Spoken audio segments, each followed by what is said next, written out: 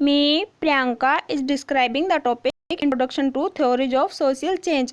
कुछ सोशियोलॉजिस्ट ने सोसाइटी के अंदर चेंजेस दिखाने के लिए कुछ थ्योरीज और मॉडल्स ऑर्गेनाइज किए थे। वो थ्योरीज और मॉडल्स हैं linear model, cyclic model, Maxwell model and functional model. आज हम करेंगे लीनियर मॉडल। लीनियर मॉडल क्या होता है? लीनियर मॉडल के अंदर क्या होता है, यानी कि बिल्कुल एक तरह से अगर हम लाइन देखते हैं तो लाइन की तरह ही हमारे चेंजेस चलते रहते हैं, यानी कि इस पॉइंट से लेके वो हमारे आज तक भी क्या कंटिन्यूसली चल रहे हैं। सोसाइटी के अंदर चेंजेस आ रहे हैं। पहले सोसाइटी कुछ थी लेकिन आज क्या वो सोसाइटी कुछ और है, यानी कि बिल्कुल एक लाइन की तरह वो कंटिन्यूसली ग्रो कर रहे हैं। चेंजेस हमारे सोसाइटी के अंदर देखने को मिल रहे हैं। चेंज इज कम्युलेटिव, यानी कि वो क्या है, एक तरह से कम्युलेटिव है, बिना टूटने वाले, यानी कि उसके अंदर जुड़ ही रहे हैं। कम्युलेटिव का मीनिंग क्या होता है? एक तरह से जुड़ने वाला, यानी कि हमारी लाइन के अंदर वो चेंजेस जुड़ रहे हैं। कम्युलेटिव है, जुड़ रहे हैं, आगे से आगे वो क्या है, जुड़ ही रहे हैं वहाँ पे। ठीक है, कम्युलेटिव है। नॉन रिपीटिव, वो क्या है, रिपीट नहीं होते, बार बार क्या वो वापसी रिपीट नहीं हो रहे, वो क्या है सीधे कंटिन्यूसली चल रहे हैं। Non repetitive and developmental, usually permanent. तो वो क्या है, हमारे जो यहाँ पे सोसाइटी के अंदर चेंज आ रहे हैं वो क्या है, कम्युलेटिव, आगे जुड़ने वाले, नॉन रिपीटिव, जो कि रिपीट ना होने वाले, और डेवलपमेंटल, और आगे की साइड ही वो क्या है, डेवलप होने वाले हमारे कुछ चेंजेस हैं जो कि हमारे परमानेंट है एक तरह से। ठीक है, जो हमारी टोनी थ्योरी थी, सॉरी यहाँ पे रोनी लिख रखा है, यहाँ पे क्या आएगा, टोनी। टोनी थ्योरी थी। टोनी क्या था, एक जर्मन सोशियोलॉजिस्ट था। उसने थ्योरी दी थी गैमिन्स्काफ्ट और जेसेल्सकाफ्ट के ऊपर।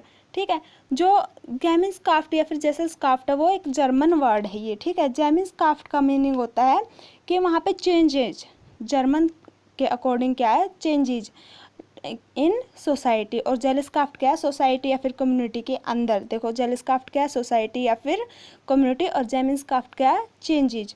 सोसाइटी के अंदर चेंजेस आने के लिए टोनी ने एक थ्योरी दी थी या फिर मॉडल बनाया था, जिसके अंदर उसने दो स्टेज वहाँ पे अक्कर की थी, यानी कि दो स्टेजेस के अंदर टोनी ने एक थ्योरी दी थी, प्राइमरी एंड सेकेंडरी स्टेज।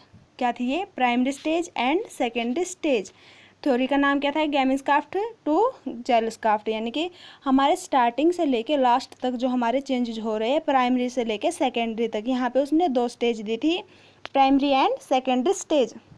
जो प्राइमरी स्टेज है, यानी कि जो हमारे फर्स्ट जो हमारे चेंजेस आते हैं, जो हमारा प्राइमरी समूह होता है, यानी कि इसके अंदर हमारे कौन कौन से आएंगे, जैसे कुछ पर्सनल रिलेशनशिप्स होती हैं, फैमिली जो होते हैं, जो हमारे छोटे समूह होते हैं, उनके अंदर चेंजेज जो कि मेनली कम ही आते हैं। उसके बाद है सेकेंडरी।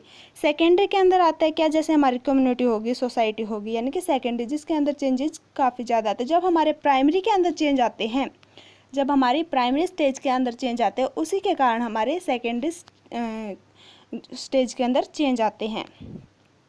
इसने क्या कहा था कि वहाँ पे उसने क्या, दो स्टेजेस के अंदर अक्कर की थी, प्राइमरी एंड सेकेंडरी के अंदर।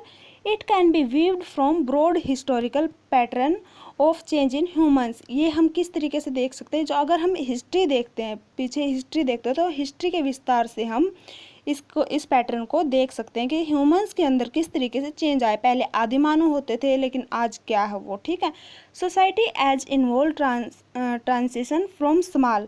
देखो जैसे हमारी क्या सोसाइटी जितनी छोटी होगी, वही क्या प्राइमरी समूह एक तरह से जितनी छोटी होगी वो इतनी ही अनडिफ्रेंशिएटेड सोसाइटी होगी, क्योंकि वहाँ पे सारा का सारा कल्चर कैसा है, होमोजीनियस है। जो छोटी फैमिली होगी या फिर जो छोटा हमारा प्राइमरी समूह होगा, उसके अंदर चेंजेस कम देखने को मिलते हैं, क्योंकि वहाँ पे सबका काम एक ही जैसा है, और कम व्यक्तियों की वजह से वहाँ पे क्या एक दूसरे के साथ में वहाँ पे अच्छे रिलेशनशिप्स मेंटेन रहते हैं। ठीक है, लेकिन जो जैसे जैसे हमारी सोसाइटी लार्ज होती गई है, जैसे जैसे पॉपुलेशन इंक्रीज हो रही है, पहले पॉपुलेशन कम थी, पॉपुलेशन कम होने की वजह से वहाँ पे ज़्यादा चेंजेस नहीं थे। जैसे जैसे हमारी पॉपुलेशन ज़्यादा इंक्रीज हो रही है, सोसाइटी बड़ी हो रही है, हर एक का दिमाग शार्प होता जा रहा है, पहले से लेके शार्पनेस की तरफ वो जा रहा है, यानी कि हाई डिग्री वहाँ पे बन रही है। To large society with high degree of stable, देखो उनका क्या दिमाग भी शार्प हो गया एक तरह से, और वहाँ पे पॉपुलेशन भी ज़्यादा होगी, सोसाइटी बड़ी होगी, तो बड़ी होने की वजह से वहाँ पे स्ट्रक्चर में डिफ्रेंशिएशन आ गई, और क्या हेट्रोजीनियस कल्चर हो गया। अब इतने सारे व्यक्ति एक ही काम को तो कर नहीं सकते। अब ज़्यादा व्यक्ति, जैसे पॉपुलेशन ज़्यादा होगी तो वहाँ पे काम भी ज़्यादा होंगे, और हेट्रोजीनियस कल्चर होने की वजह से सोसाइटी के अंदर बहुत सारे चेंजेस हो रहे हैं। अब उन सबको ये है कि तुम्हें आगे की तरफ बढ़ना है, और उनमें एक तरह से हड़कंप मच गई है कि मुझे तुझसे ज़्यादा काम करना, मुझे तुझसे आगे बढ़ना है। इस तरह से इन सब चीज़ों की वजह से हमारे सोसाइटी के अंदर वहाँ पे चेंजेस आ रहे हैं, जो कि एक क्या लीनियर मूवमेंट में ग्रो कर रहे हैं, यानी कि आगे की तरफ ही वो बढ़ रहे हैं, वहाँ पे चेंजेस होते जा रहे हैं। तो इस थ्योरी के अकॉर्डिंग भी क्या वहाँ पे दो स्टेजेस थी। यहाँ पे क्या, एक में तो क्या जो लैंकिज मैक्रो स्टेज है, क्या है लैंकिज मैक्रो स्टेज थ्योरी और historical development of human society. इसमें जो लैंकिज था उसने क्या कहा है कि यहाँ पे एक मैक्रो स्टेज है, यानी कि जो बड़ी बड़ी अगर हमारे स्टेजेस देखते हो तो सोसाइटी के अंदर बड़ी बड़ी कुछ स्टेजेस आए, जैसे पहले आदिमानव, आदिमानव से क्या है फिर मध्यकालीन, और फिर क्या है आधुनिक युग, ठीक है, प्राचीन युग, मध्यकालीन और आधुनिक युग, इस तरह से मैक्रो स्टेज, ठीक है, बड़ी बड़ी स्टेजेस पे हम लेते हैं। तो हिस्ट्री अगर उठा के देखते हो तो ह्यूमंस किस तरह से डेवलप हुए हैं और कैसे सोसाइटी के अंदर वहाँ पे चेंजेस आए हैं। Caused by innovations in the technology of economic production that produce ever large surplus of material resources। इसमें क्या कहते हैं कि ये सब किसकी वजह से चेंजेस आए हैं, टेक्नोलॉजी के इंक्रीज होने की वजह से। जैसे जैसे टेक्नोलॉजी इंक्रीज हो रही है वैसे ही हमारी इकोनॉमिकली प्रोडक्शन बहुत ज़्यादा हो रहा है, और हर कोई पैसे के पीछे है, इकोनॉमिक कंडीशन को सुधारने के पीछे है। इस तरह से जैसे जैसे जितना टेक्नोलॉजी का प्रोडक्शन हो रहा है वैसे ही इकोनॉमिक की कंडीशन भी वहाँ पे सुधर रही है, और इस तरह से वहाँ पे बहुत सारे मटेरियल्स का प्रोडक्शन हो रहा है, और प्रोडक्शन होने की वजह से वहाँ पे बहुत सारे मटेरियल पहले ही प्लस पॉइंट में आ चुके हैं और आगे भी वो बढ़ ही रहे हैं, जिसकी वजह से हम सोसाइटी के अंदर बहुत सारे वहाँ पे चेंजेस देख रहे हैं। या इनोवेशंस का मतलब क्या होता है, जो न्यू आइडियाज़ आ रहे हैं हमारे पास, टेक्नोलॉजी के न्यू आइडियाज़ की वजह से सोसाइटी के अंदर वहाँ पे चेंजेस देखने को मिल रहा है। जितना हमारा टेक्नोलॉजी का विस्तार हो रहा है उसी तरह से हमारी सोसाइटी के अंदर भी चेंजेस देखने को मिल रहे हैं। यहाँ पे मैं आपको एग्जांपल देती हूँ। जैसे सबसे पहले क्या होता था, hunting and gathering.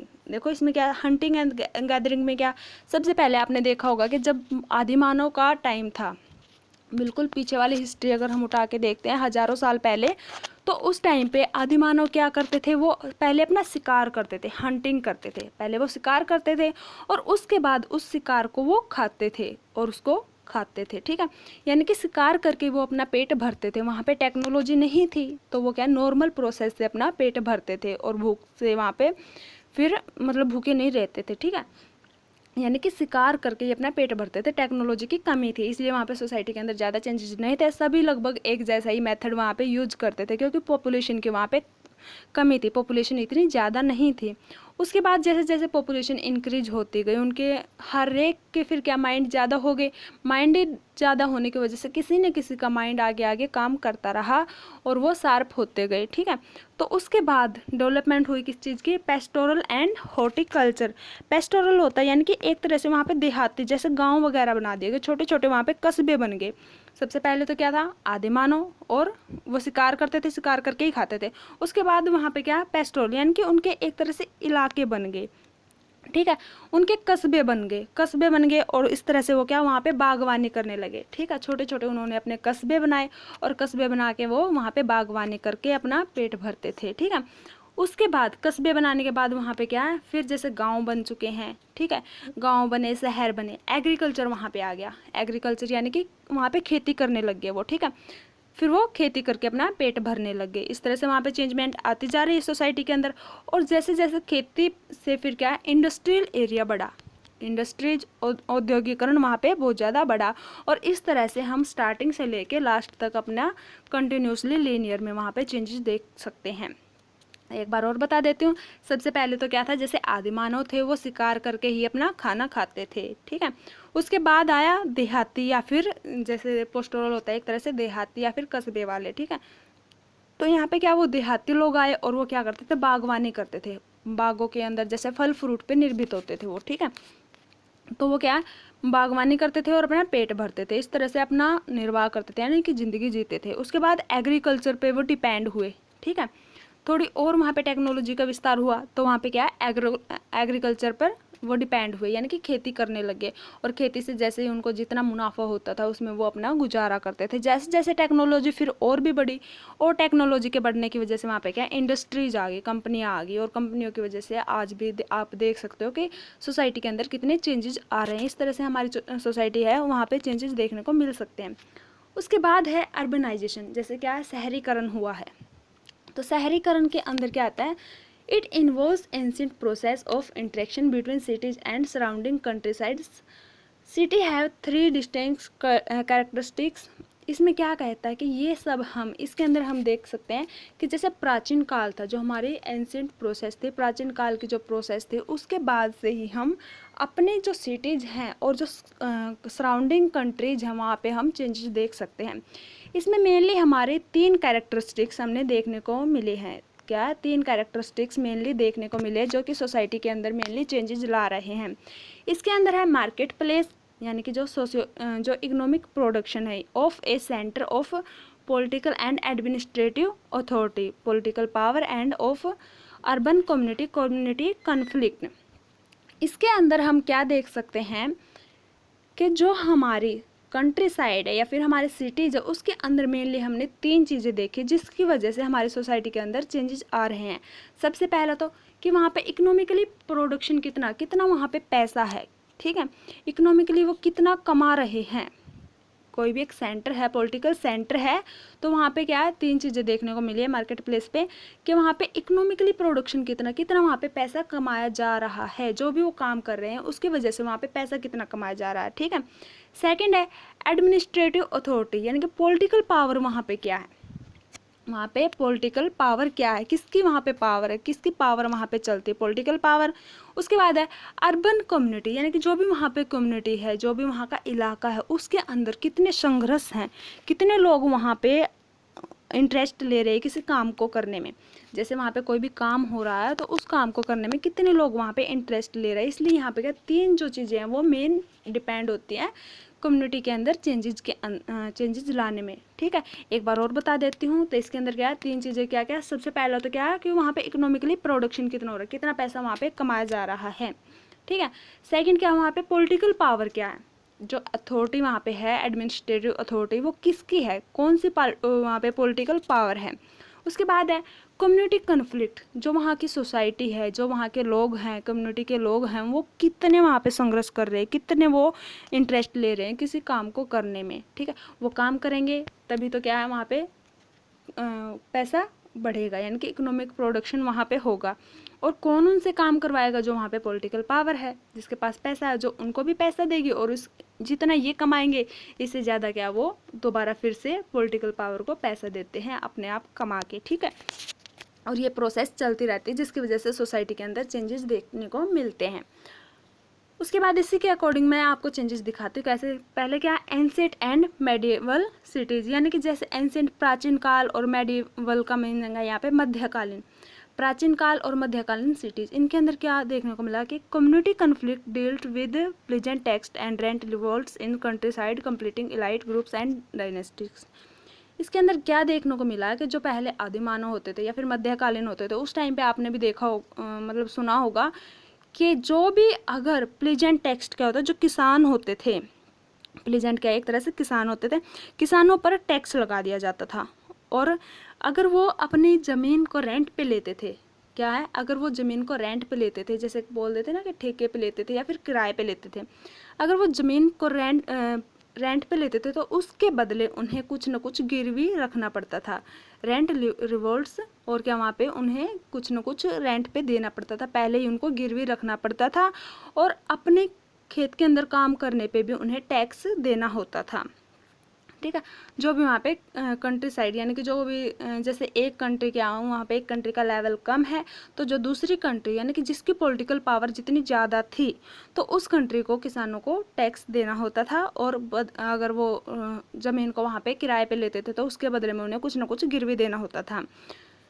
Completing elite groups and डायनेस्टिक्स, ये सब काम कौन करते थे, जो वहाँ पे एक तरह से जो वहाँ पे क्या थे वो जो ऊंचे दर्जे के लोग होते थे, कौन करते थे ये, जो ऊंचे दर्जे के वहाँ पे लोग होते थे। उसके यहाँ पे ऊंचे दर्जे के लोग कौन थे, जैसे सौदा जो वहाँ पे क्या है राजवंश होते थे, डायनेस्टिक क्या होते हैं जैसे राजवंश होते थे, या फिर कोई और दूसरे ऊंचे दर्जे के ग्रुप्स थे, वो ऐसे काम करवाते थे, किसानों पे टैक्स लेते थे और उन्हें बदले में क्या ज़मीन के बदले में कुछ ना कुछ गिरवी रखना होता था। उसके बाद है कॉमर्शियल इफेक्ट्स। कॉमर्शियल का मीनिंग ही क्या है, यानी कि वहाँ पे एक तरह से व्यापार व्यवसाय किस तरह से होता था सिटीज के अंदर। देखो वो तो पहला था हमारा कि किसानों पे पहले से ही टैक्स लिया जा रहा था और उनसे मतलब कि अगर ज़मीन किराए पे लेते थे तो उसका भी उन्हें उसके लिए भी उन्हें कुछ ना कुछ गिरवी रखना होता था। अगर वो किराया नहीं भर पाते थे तो जो उन्होंने गिरवी रखी थी वो चीज़ उनकी हो जाती थी। उसके बाद हुआ कॉमर्शियल सिटीज, यानी कि व्यापार व्यवसाय किस तरह से हुआ। ठीक है, यहाँ पे क्या था, इंपोर्ट एक्सपोर्ट के ऊपर टैक्स लगा दिया जाता था। क्या, जो भी वहाँ पे अगर कुछ भी वहाँ पे जैसे कोई व्यापार करना चाहता था, कोई आगे बढ़ना चाहता था, तो ट्रेड क्या होता है, ट्रेड कंपटीशन, यानी कि व्यापार के कंपटीशन के अंदर वहाँ पे कुछ भी सामान की लेन देन होती थी तो उसके ऊपर टैक्स लगा दिया जाता था। किसके बीच में, merchant families, wages and working conditions for craft workers and seamen. Merchant families कौन होती है, जो कि सौदागरों के परिवार होते हैं। ठीक है, वेग्स वेज के अंदर कौन होते हैं, जो मेहनत मजदूरी करते हैं, और working conditions for craft workers, और जो छोटे मोटे काम करने वाले वहाँ पे होते थे, और जो सीमेंस यानी कि जो समुद्र के किनारे रहने वाले लोग, जो कि वहाँ पे एक तरह से इंपोर्ट एक्सपोर्ट का ही काम करते थे। तो जो भी ये लोग थे वहाँ पे, वो क्या अपना आगे बढ़ने के लिए वहाँ पे इंपोर्ट एक्सपोर्ट का काम करते थे। और इंपोर्ट एक्सपोर्ट के टाइम पे, यानी कि जब भी वो व्यापार करते, कोई भी वहाँ पे व्यापार होता तो उसके ऊपर टैक्स लगा दिया जाता था कि इतना टैक्स आपको भरना होगा। आप काम चाहे जितना करो, जितना काम करोगे उसका 10% या फिर 5%, जितना भी परसेंट होता था उन्हें टैक्स भरना होता था। ठीक है, उसके बाद है इंडस्ट्रियल सिटीज। देखो पहले तो किसानों के ऊपर लगाया गया, उसके बाद अगर कोई वहाँ पे व्यापार करना चाहता तो यानी कि व्यापारियों के ऊपर भी टैक्स हो गया था। ठीक है, उसके बाद क्या था, इंडस्ट्रियल इफेक्ट्स, यानी कि वो बढ़ ही रहा है एक तरह से। इंडस्ट्रियल क्या हुआ वहाँ पे, इंडस्ट्रियल सिटीज, यानी कि जो वहाँ पे सिटीज हैं, शहर हैं, वहाँ पे क्या इंडस्ट्री खोली गई, एक तरह से कंपनियाँ खोली गई। लेकिन कंपनियों की वजह से जो फार्मर्स थे, फार्मर्स को क्या हुआ वहाँ पे डिसएडवांटेज, जो नेचुरल काम वो कर रहे थे वहाँ पे डिसएडवांटेजेस हुई। जहाँ पे उनके खेत थे, जहाँ पे वो काम करते थे, वहाँ पे इंडस्ट्रीज आ गई, और इंडस्ट्रीज आने की वजह से उनके खेतों की ज़मीन कम होगी। एक बार तो उन्हें पैसा मिल जाता था, हो सकता है कि वो मतलब किसी कारणवश ना भी मिले, लेकिन क्या एक बार उनको पैसा मिल जाता था, लेकिन उस पैसे से वो कितने दिन अपना निर्वाह कर सकते हैं, कितने दिन अपनी ज़िंदगी बिता सकते हैं। तो इस तरह से एक तरह से वहाँ पे फार्मर्स के लिए डिसएडवांटेजेस हुई, किसकी वजह से, अर्बन फैक्टर्स की वजह से, यानी कि इंडस्ट्रीज की वजह से। और फिर वहाँ पे क्या, वर्कर्स और इंडस्ट्रियलिस्ट वहाँ पे बढ़ गई, यानी कि इंडस्ट्री के अंदर काम करने वाले वर्कर्स की तो वहाँ पे संख्या बढ़ गई, यानी कि जो कुछ बेरोजगार थे उनकी तो वहाँ पे संख्या बढ़ गई, बेरोजगारों को रोजगार मिल गया। लेकिन इसकी वजह से फार्मर्स को वहाँ पे नुकसान हुआ, क्योंकि उनकी ज़मीनें वहाँ पे उस एरिया के अंदर चली जाती थी। उसके बाद है कॉरपोरेट सिटीज़।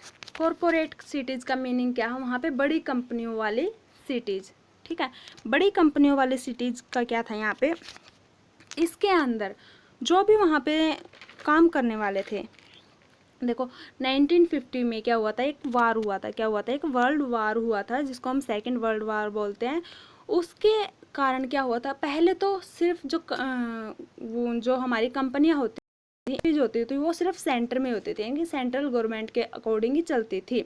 लेकिन 1950 के वर्ल्ड वार के बाद क्या हुआ था, पोस्ट वार के बाद क्या हुआ था, एक ये बना दिया गया था कि जो इंडस्ट्रीज हैं वो हमारे दूसरे एरिया में भी खुल सकती हैं, यानी कि इंडस्ट्रीज़ का प्रोडक्शन और भी ज़्यादा हुआ, डिसेंट्रलाइजेशन वहाँ पे हो गई। ये नहीं था कि सिर्फ सेंटर में ही हमारे इंडस्ट्रीज होंगी, वो हमारे दूसरे जो इलाके हैं वहाँ पे भी हमारी इंडस्ट्रीज का प्रोडक्शन होने लग गया। इसमें क्या था, जो कम्युनिटी कन्फ्लिक्ट थे, जो कम्युनिटी के अंदर संघर्ष बढ़े हैं, वो किसने बढ़ाए थे, पॉपुलर प्रोटेस्ट्स ने। पॉपुलर प्रोटेस्ट कौन होते हैं? जो प्रसिद्ध व्यापारी होते हैं। जो प्रसिद्ध व्यापारी होते हैं उन्होंने खुद से ही अपने अलग अलग एरियाज पे इंडस्ट्री खोलनी स्टार्ट कर दी। यानी कि जिसके पास जितना ज़्यादा पैसा होता था और वो अपना रोज़गार बढ़ाना चाहता था, वो ये चाहता था कि मैं बिजनेस करूं, तो वो उसने अपने बिजनेस के कारण वहाँ पे अपने अलग अलग एरिया में पहले ज़मीनें खरीदी और ज़मीनें खरीद के फिर वहाँ पे क्या इंडस्ट्रीज स्टार्ट कर दी, इंडस्ट्रीज का प्रोडक्शन किया। और इस तरह से उन्होंने खुद ही वहाँ पे अर्बनाइजेशन कम्युनिटी बनाई, यानी कि एक तरह से वहाँ पे शहरीकरण उन्होंने खुद से ही बना दिया।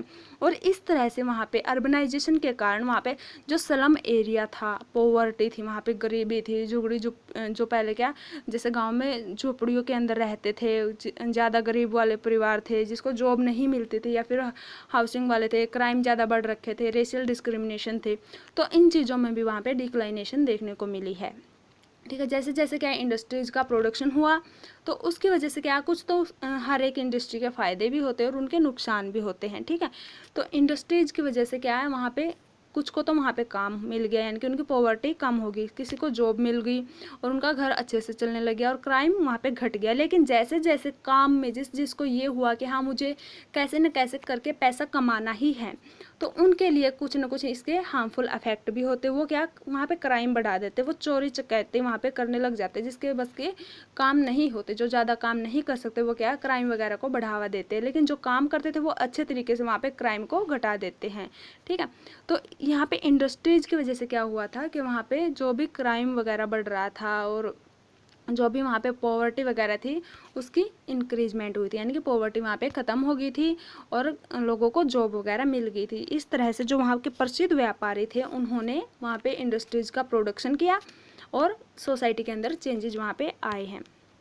ठीक है, उस यहाँ पे क्या इंडस्ट्रीज़ का प्रोडक्शन हो गया। उसके बाद है वर्ल्ड सिटीज़, यानी कि अगर हम पूरे संसार में देखते हैं तो उसके अंदर जो मेन हाई फाई सिटीज़ हैं, ठीक है, इसके अंदर क्या था, हर एक सिटी के अंदर ये था कि कि हमारे वाली सिटी जो है पूरे वर्ल्ड में सबसे ऊपर हो। हर एक आज भी ये वाली चीज़ देखने को मिल रही है कि हर सिटी ये चाहती है कि हमारी सिटी सबसे अलग और सबसे ऊपर हो। ठीक है, जैसे यहाँ पे क्या इन सिटीज़ के अंदर क्या चीज़ें देखने को मिलती है, ग्लोबल इकोनॉमी के, यानी कि पूरे संसार के अंदर जिस भी सिटी के पास सबसे ज़्यादा पैसा होगा, जो भी सिटी सबसे ज़्यादा सुंदर होगी, मीन्स क्या वहाँ पे साफ़ सफाई होगी। ठीक है, ग्लोबल इकोनॉमी की देखी जाती है कि वहाँ पे आर्थिक व्यवस्था उस सिटी की कैसे, कितने वहाँ पे एजुकेटेड लोग हैं और कितने वहाँ पे ऊंचे दर्जे के यानी कि ऊंचे लेवल के वहाँ पे लोग रहते हैं। ग्लोबल इकोनॉमी देखिए उसके वहाँ पे। ठीक है, और इंटरनेशनल बैंकिंग एंड ट्रेड, और क्या इंटरनेशनल बैंकिंग वही क्या एक तरह से पैसा, और ट्रेड और व्यापार, जिस भी सिटी के अंदर सबसे ज़्यादा पैसा होगा, व्यापार वहाँ पे सबसे ज़्यादा हो रखा होगा और वहाँ पे बैंकिंग भी सबसे ज़्यादा होगी, सबसे ज़्यादा पैसा होगा जिसके पास, वो सबसे ऊंची या फिर वर्ल्ड वाली सिटी मानी जाती है। ठीक है, पिछले अगर हम डिकेड्स के अंदर देखते हैं, रिसेंट डिकेड्स के अंदर अगर हम देखते हैं तो हमने क्या देखा था कि जो वहाँ पे old and new immigrant communities हैं सबके अंदर क्या एक तरह से संघर्ष बढ़ा हुआ है। जो भी पुराने या फिर नए इमिग्रेंट कम्युनिटीज़ हैं, यानी कि पुरानी और नई सारी की सारी कम्युनिटीज़ हैं, उनके अंदर अपने आप से एक तरह से ये संघर्ष है कि हाँ हमें आगे बढ़ना है, कि हाँ हमें आगे बढ़ना है और ज़्यादा से ज़्यादा पैसा कमाना है। हर कोई पैसे के पीछे अपने लेवल को इंक्रीज करना चाहता है। ठीक है, तो हम क्या पिछले दशकों से यही देखते आ रहे हैं कि जो पुरानी और नई जो भी कम्युनिटीज़ है वो सब यही चाहते हैं कि हमारी कम्युनिटी सबसे ऊपर हो, हमारा एरिया सबसे ऊपर हो, हमारा लेवल सबसे ज़्यादा इंक्रीज हो। ठीक है, disparities in taxes and municipal services between political jurisdiction, foreign investment and capital flights. इसके अंदर क्या कहता है कि जो वहाँ पे कर या फिर नगर पालिका सेवाएं थी, यानी कि टैक्स एंड म्युनिसिपल सेवाएं थे उसके बीच, और पॉलिटिकल यानी कि जो राजनीतिक अक्षेत्राधिकार हैं, पॉलिटिकल जुरिस्डिक्शन का मीनिंग क्या है यहाँ पे, जो अक्षेत्राधिकार हैं, डिस्पैरिटी यानी कि उनके अंदर असमानताएं देखने को मिली हैं। ठीक है, किस किस के बीच में असमानताएं देखने को मिली है, वहाँ पे जो भी टैक्स हैं और वहाँ पे जो कर लगाए जा रहे हैं, यानी कि जो भी वहाँ के नगर पालिकाओं के कर हैं। ठीक है, उनके बीच में, और जो राजनीतिक अक्षेत्राधिकार हैं उनके बीच में वहाँ पे असमानताएं देखने को मिली है। हर कोई अलग अलग देश में यानी कि फॉरेन इन्वेस्टमेंट कर रहा है, दूसरे देशों में इन्वेस्टमेंट कर रहा है ताकि उसका लेवल इंक्रीज हो सके। जैसे इंडिया वाला कोई पर्सन है, इंडिया वाला कहाँ पे कर रहा है इन्वेस्टमेंट, अमेरिका में, और जैसे और कोई है, कोई यहाँ से जापान में कर रहा है, तो वो क्या है अपने देश को छोड़ के क्या दूसरे देशों में इन्वेस्टमेंट कर रहा है ताकि उसका लेवल इंक्रीज हो सके। जैसे क्या है, उसका लेवल इंक्रीज हो सके और वो ज़्यादा से ज़्यादा वहाँ पे पैसा कमा सके, और इस तरह से वहाँ पे अपनी जो कैपिटल फ्लाइट है यानी कि अपनी जो पूंजी उसके पैसा है उसका वहाँ पे व्यय कर रहा है, उसका वहाँ पे पलायन कर रहा है, उसको वहाँ पे खर्च कर रहा है। तो इस तरह से क्या था, वर्ल्ड सिटीज़ के अंदर क्या है कि वर्ल्ड सिटीज़ के अंदर मेनली ये चीज़ देखने को मिली कि वहाँ पे पैसा ना है, ठीक है, बैंकिंग क्या, वहाँ का व्यापार क्या है, यानी सारी की सारी कम्युनिटीज थी वो सभी एक ही बात को देख रही हैं कि कौन कैसे किस तरीके से ज़्यादा पैसा कमा सकता है। और वहाँ पे जो भी टैक्स थे या फिर म्युनिसिपल सर्विसेज, आजकल देखा भी होगा कि टैक्स बहुत ज़्यादा आता है, वो सब किस वजह से, क्योंकि हर कोई क्या है इकोनॉमिक कंडीशन को सुधारने में लगा हुआ, और जिसके पास जितना ज़्यादा पैसा होगा उसको उतना ही टैक्स देना होता है, ठीक है। उसके बीच में और जो राजनीतिक अक्षेत्राधिकार है उसके बीच में वहाँ पे असमानताएं देखने को मिले, डिस्पैरिटीज वहाँ पे देखने को मिले, ठीक है। फॉरजन और हर व्यक्ति क्या कर रहा है, अगर कोई बड़ा व्यक्ति है तो वो क्या है दूसरे देशों में भी इन्वेस्टमेंट वो कर रहा है, और इस तरह से दूसरे देशों में अपने पैसे का व्यय वहाँ पे कर रहा है, अपना पैसा दूसरे देशों में लगा रहा है। एक बार और फिर से मैं ये वाला करवा देती हूँ आपको। अर्बनाइजेशन के अंदर क्या था, सबसे पहले तो क्या था, हमारी 3 चीज़ें देखने को मिली है। हमारी क्या, पहले इकोनॉमिक प्रोडक्शन, सेकंड वहाँ पे पॉलिटिकल पावर क्या, और थर्ड क्या वहाँ पे कम्युनिटी के अंदर कॉन्फ्लिक्ट यानी कि संघर्ष क्या है। इसके अंदर हमने सबसे पहले तो क्या देखा था कि जो एंशिएंट एंड मेडिवल सिटीज़ थी, यानी कि जो हमारे किसान थे, किसानों के ऊपर टैक्स लगाया जाता था, उनके ज़मीन के बदले में उनसे कुछ ना कुछ गिरवी मांग लिया जाता था, उनसे कर्ज लिया जाता था, ठीक है।